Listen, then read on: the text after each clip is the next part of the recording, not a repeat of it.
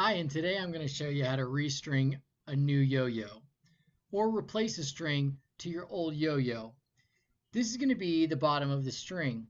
The top of your string is going to have a place for your finger. It's going to have a little loop in it. It's going to look like a slip knot. It's going to be something like that. So at the bottom of the string, it's going to be all twisted together. What you're going to do is you're going to take and you are going to back twist the string until you can get your finger through it.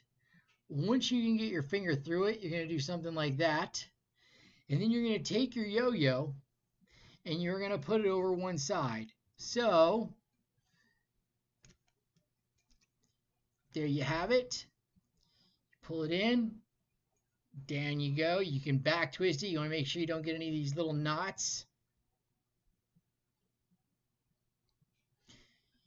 Make sure it's nice and smooth, all the way down nice and tight, and that is going to allow your bearing to spin at the bottom of your yo-yo.